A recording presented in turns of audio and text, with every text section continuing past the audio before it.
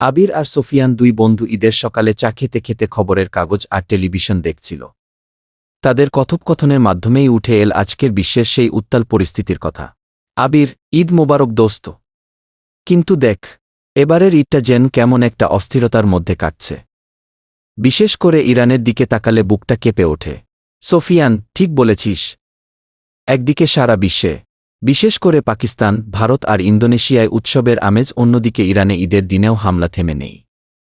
ভাবা যায়, তেহরান আর ইস্পাহানের মতো শহরে যখন ঈদের জামাতে মানুষের ঢল নামছে।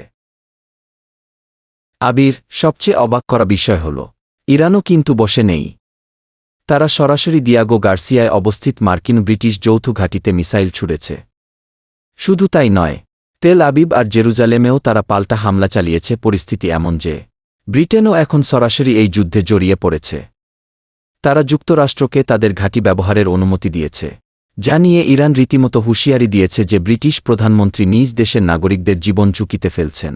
সোফিয়ান, আমি শুনলাম ইরান নাকি নতুন এক শক্তিশালী মিসাইল তৈরি করেছে।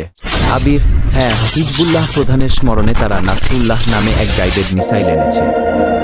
এটা নাকি রাডার ফাঁকি দিয়ে একদম নিখুঁতভাবে আঘাত করতে পারে।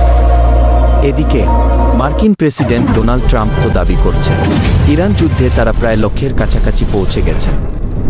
তার মতে, আলোচনার জন্য নাকি এখন আর কোনো ইরানি নেতাই বেঁচে নেই।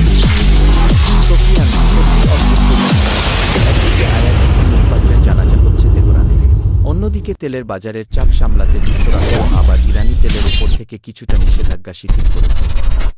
যুদ্ধের মাঝেই যেন রাজনীতির এক অনিহল্লা চলছে।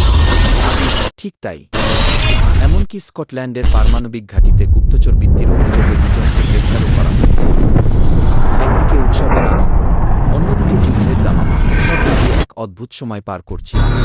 আপনি কি এই চলমান যুদ্ধের প্রভাব বা তেলের বাজারের এই